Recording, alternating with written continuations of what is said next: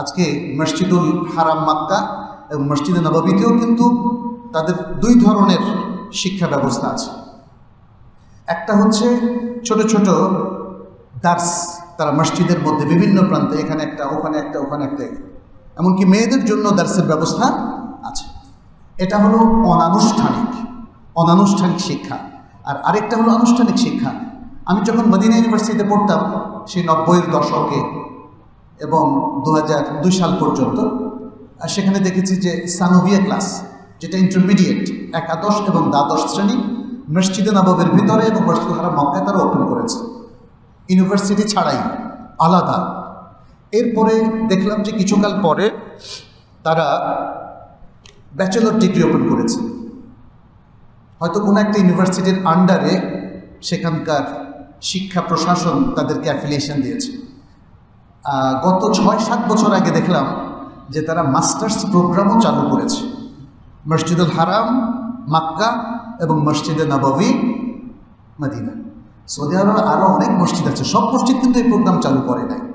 কিন্তু অনানুষ্ঠানিক শিক্ষাটা মক্কা, মদিনা, রিয়াদের, আল কাসিমের, দাম্মামের সব জায়গায় আমরা দেখেছি অনানুষ্ঠানিক শিক্ষা ব্যবস্থা প্রত্যেকটা মসজিদে আছে, প্রত্যেকটা মসজিদে আছে। তার মানে হচ্ছে আজকের শিক্ষা ব্যবস্থায় আপনি যদি কোরআন শিখতে না পারেন স্কুলে বা মাদ্রাসায়, যদি সঠিক আকিদাটা শিখতে না পারেন, আকিদার সিলেবাসে বেশ কিছু ত্রুটি থাকার কারণে, তাহলে মসজিদগুলো তো সেই শিক্ষাটা কমপ্লিট করে দিতে পারে, তাই না? মসজিদগুলোতে যদি পারিবারিকভাবে ব্যক্তিরা আসেন, আনাগোনা করেন, যেটা আমরা ইউরোপ আমেরিকার মসজিদগুলোতে দেখি, একটা মসজিদ একটা ইসলামিক সেন্টার, একটা এডুকেশন সেন্টার, একটা কমিউনিটি সেন্টার। দেখেন অ্যাট এ টাইম কতগুলো কাজ তারা করছে।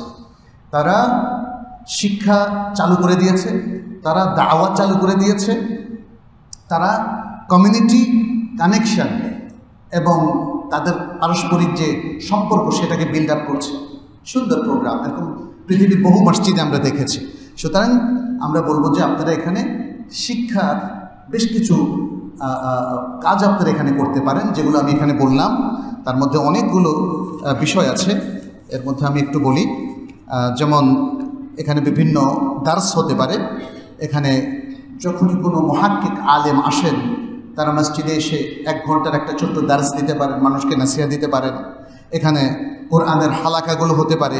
এখানে বিভিন্ন উপলক্ষে সাধারণ জ্ঞানের প্রতিযোগিতা হতে পারে, কখনো সিরাতুন নবীর উপর প্রতিযোগিতা হতে পারে, গ্রন্থভিত্তিক, কখনো রমাদানের উপর প্রতিযোগিতা হতে পারে। সৌদি আরবের মসজিদগুলো এই কাজটা করে। এতে করে তরুণরা এবং যারা বিশেষ করে শেখে, তাদের শেখাটা আরেকটু গতি লাভ করে এবং তারা অনেক বই পড়ে।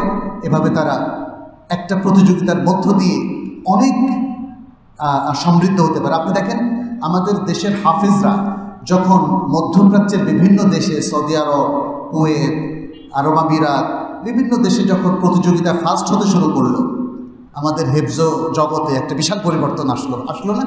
আর আমি দেখেছি, আমি যখন ছোট ছিলাম, বালক ছিলাম, তখন এত সুন্দর তেলাওয়াত শুনি নাই।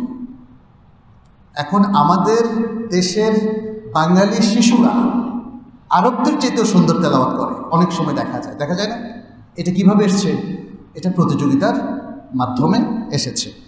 যাই হোক, মসজিদের মধ্যে মাকতাবা হতে পারে বা লাইব্রেরি, মসজিদের মধ্যে এভাবে আরও বিভিন্ন কার্যক্রম হতে পারে, যার মধ্যে রয়েছে দাওয়া কার্যক্রম। যারা সালাতে গাফেল, আপনারা তাদের জন্য একটা ক্যাম্পেইন করতে পারেন। এবং দাওয়াতি কার্যক্রমের মধ্যে আপনার আরও আছে যে মানুষের